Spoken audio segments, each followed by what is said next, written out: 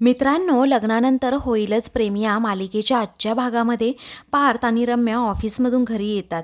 तेवढ्यातच पार्थला आता डॉक्टरांचा कॉल येतो। तेव्हा तो फोनवर बोलत असतो की नाही, जीवाला आता बरं वाटतंय, जर काही वाटलं तर मी तुम्हाला कॉल करतो, मग तुम्ही होम व्हिजिट करा, असं म्हणून तो फोन ठेवतो। तेव्हा रम्या विचारते, काय झालं जीवाला, काही पथ्यपाणी सांगितलंय का रे पार्थ? पार्थ सांगतो, नाही, पण काही त्रास झाला तर कळवा असं म्हटले। तेव्हा आता रम्या म्हणते, खरं तर जीवाला ना आता इथून पुढे कुठलाही त्रास होऊ नये ना असंच वाटतं रे पार्थ सर्वांना, पण काय होऊन बसलं यार आपल्या जीवाच्या बाबतीत। छान असा हसत खेळत राहणारा आपला जीवा लग्नानंतर अगदी विझल्यासारखा राहायला लागला, हो की नाही? कारण मनात कसली तरी अशी सल घेऊन तो वावरतोय आणि आता ती जखम घेऊन त्याला वावरावं लागणार। तेव्हा पार्थ म्हणतो, हो खरं आहे। मग आता तो म्हणतो, त्याच्या जखमेचे रवन त्याला आणि आपल्याला त्या वाईट दिवसाची नेहमीच आठवण करून देत राहते। पण तुला सांगू रम्या, जे झालं ते झालं, जे घडलं ते घडलं, पण आता यापुढे मी त्याच्या बाबतीत काही म्हणजे काहीच वाईट साईड घडू देणारच नाही। एक मोठा भाऊ म्हणून कायमच त्याच्यासोबत सावलीसारखा उभा असेन। तेव्हा आता रम्या म्हणते, आय एम शुअर पार्थ, तू जीवाला ना काहीही होऊ देणार नाही। पण यु नो व्हॉट, तुला जशी जीवाची काळजी वाटतीये ना, तशीच राहून राहून ना मला काव्याची खूप काळजी वाटते रे। मग आता पार्थ जरा टेन्शन मध्ये येतो आणि काव्याची का बरं काळजी वाटते असं विचारतो। तेव्हा ती आता सांगते, अरे बघ ना, म्हणजे नंदिनीवर हल्ला झाल्यापासनं तिचा IAS चा क्लास सुद्धा बंद आहे, ती घराबाहेर अजिबात जातच नाहीये। त्या फार्म हाऊस वरून तुम्ही जेव्हा आले तेव्हा तर ती घराच्या बाहेर पाऊल सुद्धा ठेवत नाहीये। अरे अगोदर कसं तू तिला ड्रॉप करण्यासाठी सकाळी थांबायचास, पण आता ती घरातच असते, बाहेर पडतच नाही रे ती। मी बरोबर बोलतीये ना पार्थ, असं आता रम्या उगीच त्याला घोळात घेत विचारत असते। नाही म्हणजे, अरे अगोदर तिला ना असं लग्न नकोसं वाटत होतं आणि आता अभ्यास सुद्धा आवडेनासा झाला की काय, असं पार्थच्या मनात ती काही भीही भरवू लागते। तर पार्थ मात्र रम्याच्या बोलण्याचा विचार करू लागतो। तेव्हा रम्या मात्र आता गालातच हसते, कारण तिने बरोबर पार्थच्या मनात आता एखादी ठिणगी टाकलेली असते। तेव्हा पार्थ म्हणतो, नाही नाही, तसं काही नसेल, आपल्या बाबतीमध्ये घटनाच अशा घडतायत की त्या डिस्टर्ब होणं साहजिक आहे आणि त्यांच्या जागी जर दुसरं कुणीही असतं तरीही त्यांची हीच अवस्था झाली असती। आपण ना त्यांना वेळ दिला पाहिजे आणि आय एम शुअर, मी 100% खात्रीने सांगतोय की त्या अभ्यासाला नक्कीच सुरुवात करतील। मग आता रम्याला जरा राग येतो। तेव्हा पार्थ तिच्याकडे जेव्हा पाहतो तेव्हा ती आता म्हणते, पण तू तिच्या बाबतीमध्ये एवढा शुअर आहेस? पण मला असं वाटतं ना पार्थ, काव्य तिच्या आयुष्यात ना अजिबात म्हणजे अजिबात सिरियस नाहीये। म्हणजे बघ ना, जो माणूस आयुष्यात असा सिरियस असतो तो आपला सतत असा डिस्टर्ब नाही राहत आणि आजूबाजूला घडणाऱ्या गोष्टींचा स्वतःवर आणि स्वतःच्या अभ्यासावर अजिबात परिणाम करून घेत नाही। पण काव्याचा अप्रोच तर अगदी अपोजिट आहे। त्यामुळे मला अशी सतत काळजी वाटत राहते की ती तिच्या आयुष्यामध्ये काही अचीव करू शकेल की नाही। मग आता पार्थला सुद्धा त्याच गोष्टीचं खूप टेन्शन येतं। मग आता तो विचार करत करतच बिचारा एक एक पाऊल पुढे टाकत चाललेला असतो।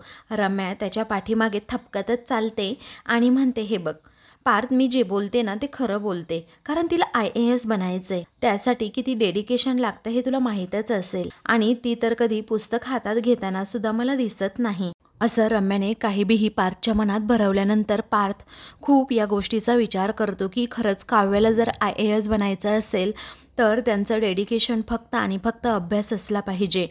म्हणून त्याच विचारात तो आता रूमकडे जातो।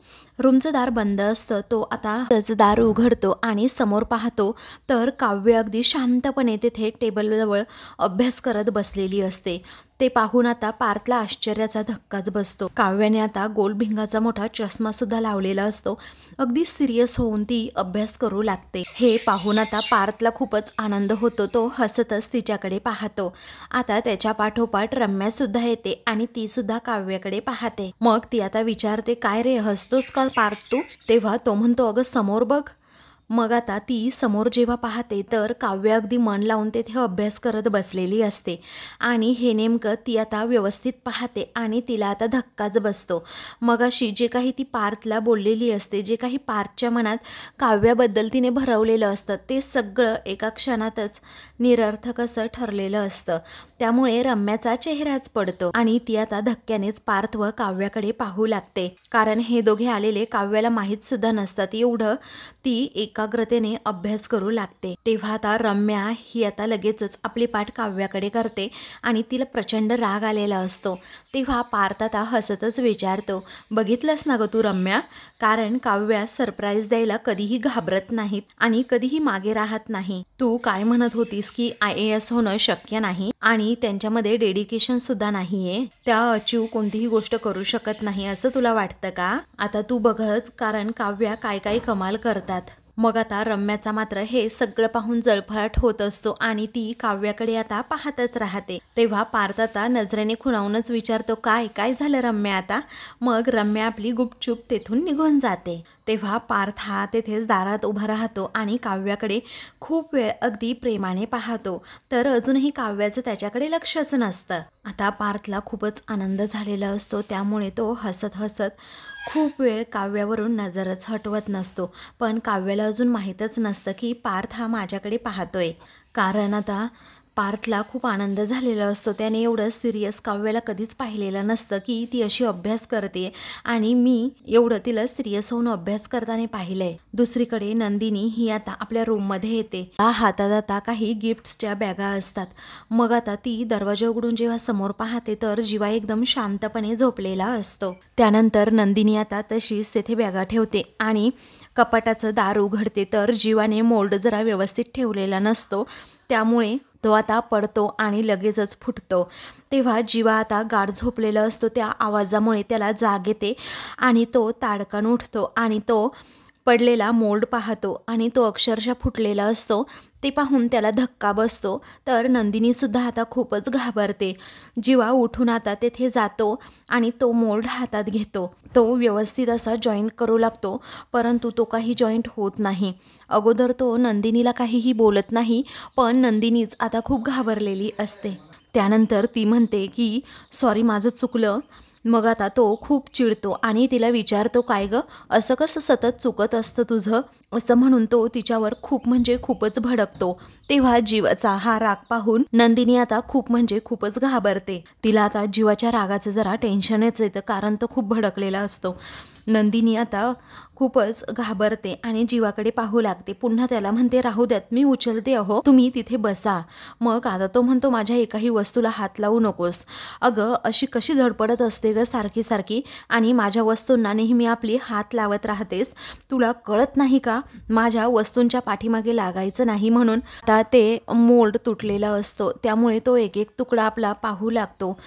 ते तुकडे गोळा करताना आता त्याला त्रास होऊ लागतो, कारण त्याची जखम जरा चिघळलेली असते आणि दुखत सुद्धा असते. नंदिनी म्हणते, अहो मी करते मदत तुम्हाला. तरीही जीवा काही ऐकायचं नावच घेत नाही. तो चिडूनच म्हणतो, नको, बाजूला हो, तुला सांगितलंय ना एकदा, बाजूला व्हायचं म्हणजे बाजूला व्हायचं. त्यानंतर तो खूपच रागात म्हणतो, ही शेवटची आठवण होती आमच्या प्रेमाची, ती सुद्धा तू फोडून टाकलीस, तोडून टाकलीस. असं म्हणून तो नंदिनीवर अजूनच भडकतो. तेव्हा जीवाचं हे बोलणं ऐकून नंदिनी खूपच घाबरते आणि तिलाही धक्का बसतो की जीवाने शेवटी कबूल केलंच की आमच्या प्रेमाची ही शेवटची आठवण तू मिटवलीस, आणि सगळा दोष ती आता स्वतःवर घेते. तिला खूप वाईट वाटतं आणि तिच्या डोळ्यातून पाणी येतं.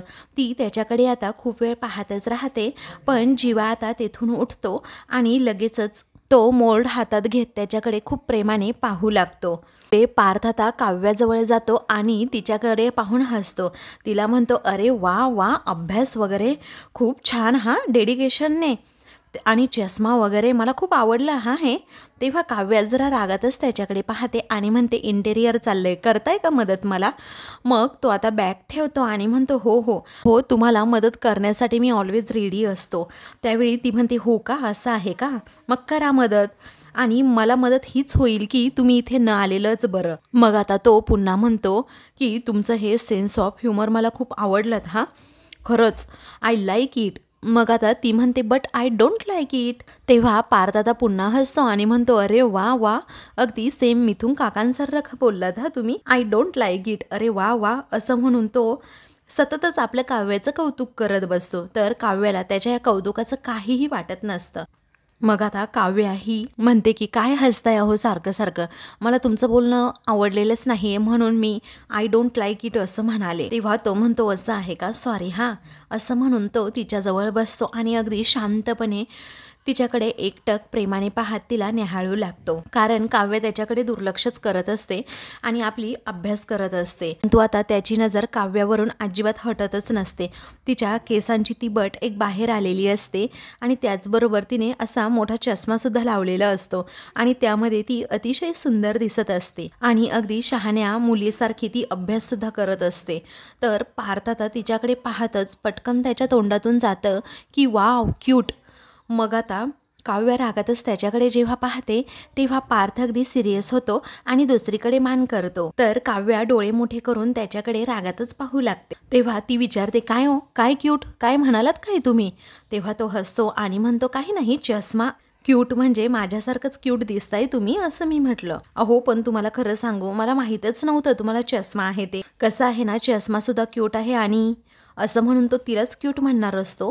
पण काव्य अजूनच रागात त्याच्याकडे पाहते, त्यामुळे तो आपला गप्प बसतो. तेव्हा ती म्हणते, चष्मा नाही येतो, रीडिंग ग्लासेस आहेत, समजत नाही का तुम्हाला? मग पार्थ आता सारखा जोक मारत असतो आणि म्हणतो, तसाही तो चष्माच आहे ना आणि त्या चष्मामधूनच तुम्ही पाहणार आहात ना, पण बाकी चष्मा वगैरे तुमची खूप मजा आहे हा. तेव्हा आता ती विचारते, काय मजा आहे यात? तेव्हा पार्थ म्हणतो की लहानपणी माझ्यासाठी आणि जीवासाठी आई जेव्हा एखादी वस्तू घेऊन यायची की ते अशी वस्तू द्यायचे आणि म्हणायचे, पार्थ जीवा तुमची मजा आहे हा, आणि म्हणूनच मी हा चष्मा बघून म्हणलं की मजा आहे बुवा तुमची. तर काव्य अजिबात हसत नसते, ती एकदमच सिरियस असते. पार्थने कितीही जोक करू दे, एकदम शांत ती बसलेली असते. म्हणून पार्थही आपला गप्प राहतो आणि तिला विचारतो, काय झालं, सॉरी हा, पण मी जे काही बोललो ते आवडलं नाही का तुम्हाला? काव्या सांगते, मी जेव्हा अभ्यास करत असते आणि कुणी मला डिस्टर्ब केलं तर मला अजिबात आवडत नाही. तेव्हा तो आता ठीक आहे असं म्हणतो आणि तिला शांतपणे अभ्यास करायला सांगतो आणि तेथून अगदी सिरियस होतच उठतो, परंतु पुन्हा खाली बसत म्हणतो, पण एक गोष्ट सांगू तुम्हाला असं सरळ पुस्तक धरलेलं पाहून मला खूप छान वाटलं. हे पुस्तक सरळ पाहून ना मला अधिकच आनंद झालाय, असं तो पुन्हा पुन्हा काव्याला सांगत असतो.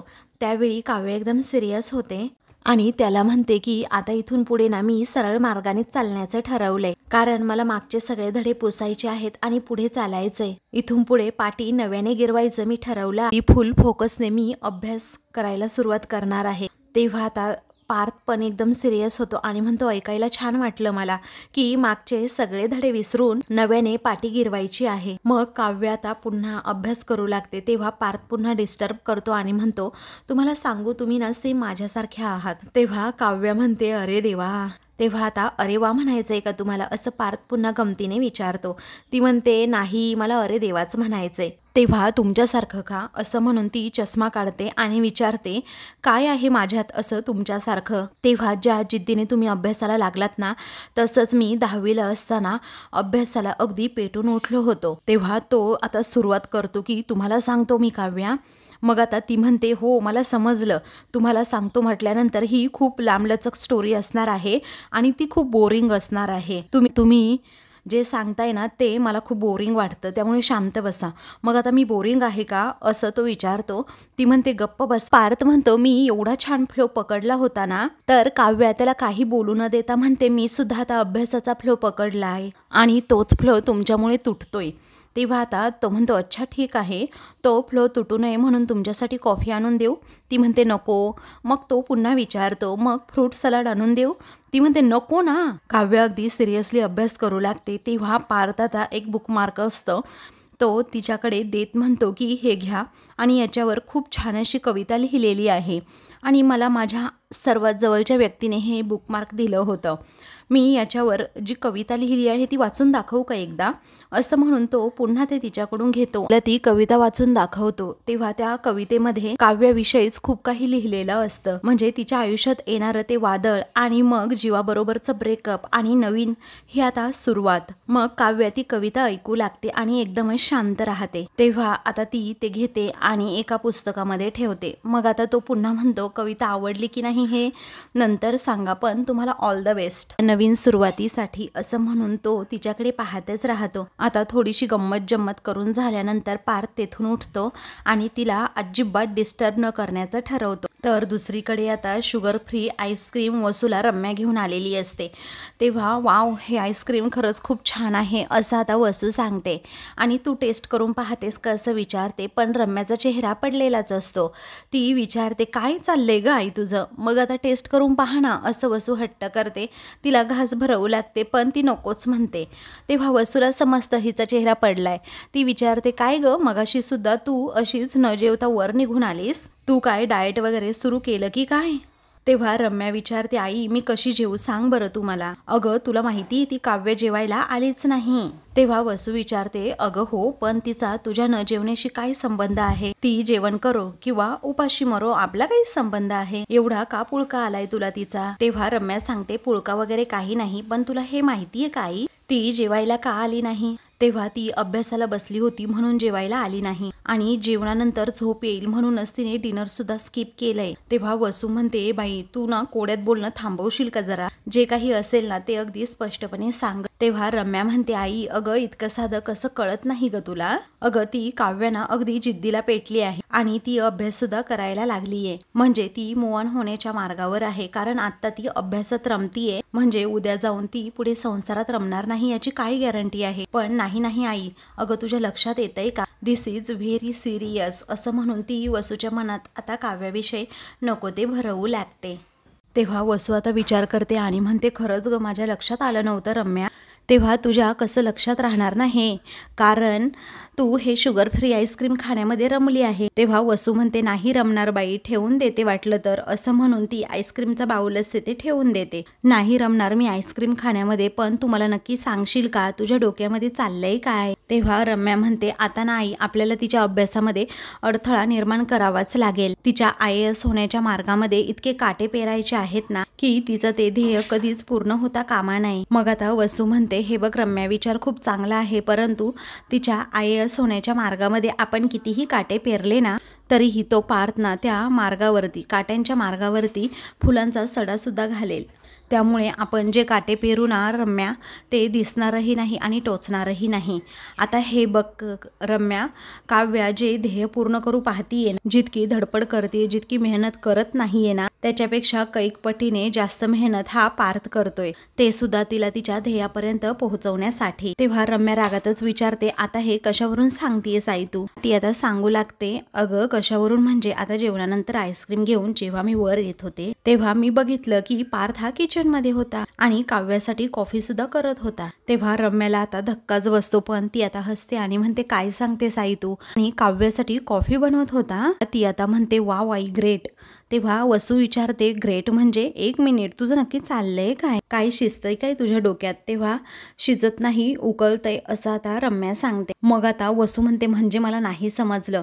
तेव्हा आता रम्या सांगू लागते की आता पार्थ गॅसवर जी काव्यासाठी कॉफी उकळवतोय ना त्या कॉफीमुळे तिची झोप उडण्याऐवजी ती अगदी गाढ झोपली जाईल. तेव्हा वसू हसते आणि विचारते असं कसं होईल अगं. तेव्हा रम्या म्हणते तसंच होईल, तू ना फक्त मी सांगते ना तेवढंच कर असं म्हणून आता रम्याच्या मनात जो काही प्लॅन असतो ना तो ती सगळा आता वसूला सांगते. तेव्हा वसू मात्र आता हसत असते. त्यानंतर तिला तो सगळा प्लॅन देखील समजतो. तिकडे पार्थ हा किचन मध्ये असतो आणि कॉफी बनवत असतो. तो म्हणतो काव्याने अभ्यासाला सुरुवात केली तर त्यांना ना मस्तपैकी पार्थ स्टाईल कॉफी पाचतो, म्हणजे कसं काव्य शिकली आणि देशमुखांची प्रगती झाली असं होईल.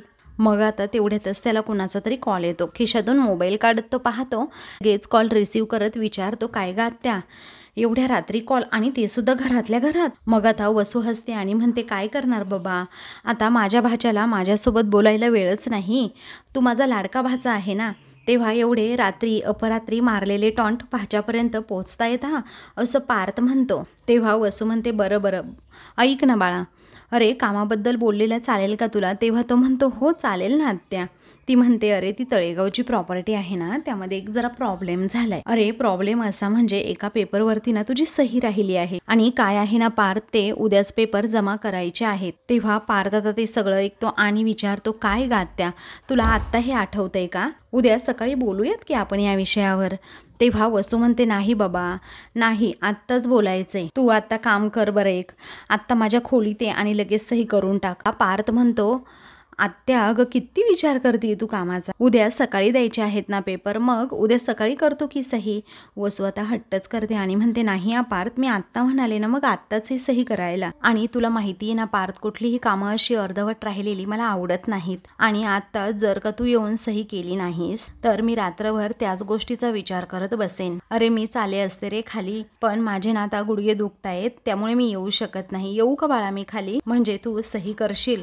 तेव्हा आता पार्थ म्हणतो तू नको येऊ, मी येतो तुझ्याकडे. तेवढ्यातच आता पार्थचं लक्ष नसताना रम्या किचनमध्ये जाते आणि तेथे त्या फ्रीजच्या जवळ तेथे लपून बसते. कारण आता वसूने आणि तिने तसा प्लॅनच केलेला असतो. तेव्हा पार्थ आता म्हणतो ही आत्यासुद्धा ना मला कळतच नाही काय करावं, आणि मग तो तिथून निघून जातो. पार्थ गेल्यानंतर रम्या लगेचच आता तेथे येते. मग त्यानंतर ती आता जायफळ घेते आणि म्हणते रम्या, अगं तू ना खूप हुशार आहेस. आणि काव्या ऐक, तुला अजून एक सांगते की हे जायफळ वापरून ती नंदिनी तिच्या हळदीला उशिरा कशी येईल ना याचा बंदोबस्त मी केला होता. पण आता तू रात्रभर जागून अभ्यास कसा करते ना ते बघतेच मी. असं म्हणून ती आता त्या जायफळाकडे पाहतच राहते. काव्याच्या कॉफीमध्ये ती जायफळ अगदी गाढ झोप येईल आणि ती अभ्यास करणार नाही हा उद्देश आता रम्याचा असतो. तर आता मित्रांनो, पुढील भागामध्ये आता नंदिनीकडून तो मोल्ड मोडल्यामुळे ती खूपच नाराज असते, डिस्टर्ब असते आणि त्यात जीवा तिच्यावर एवढा ओरडलेला असतो. मग आता त्या दोघांचं प्रेम एकतर्फी नव्हतं, तर ही बाजूंनी होतं हे मला आत्ता समजलंय. आणि जर हे प्रेम त्यांचं खरं असेल तर ते त्यांच्या दुःखातून कधीही बाहेर येणार नाही हे मला वेळीच कळायला हवं. आणि असंच असेल ना तर मला काय तो निर्णय आत्ता लगेच घ्यावा लागेल असं नंदिनी म्हणते आणि जीवाला ती डिवोर्स देण्याचा विचार करते. तर आता दुसरीकडे पार्थ हा दोघांसाठीही कॉफी घेऊन येतो आणि काव्याला म्हणतो तुमच्यासाठी हे सरप्राईज आहे, चिअर्स असं म्हणून दोघेही आता एकमेकांना चिअर्स करतात. तर आता दुसऱ्या दिवशी जीवा हा उठतो आणि नंदिनीने दिलेलं ते घड्याळ हातात घालतो. घड्याळावर असणारं बटन ते प्रेस करतो. तेव्हा ते बटन प्रेस केल्यानंतर आता नंदिनीचं जे घड्याळ असतं ना ते तेथेच ड्रेसिंग टेबलवर असतं आणि म्हणूनच त्याला समजतं की हे घड्याळ तर इथेच आहे आणि काही न सांगता ती निघून गेली. याचा अर्थ काय होतो तर त्याला असं वाटतं नंदिनी घर तर सोडून गेली नसेल ना. जीवा आता घाबरतो. तर आता मित्रांनो, अशाच मालिकेंचे पुढील भाग पाहण्यासाठी चॅनलला सबस्क्राईब करा.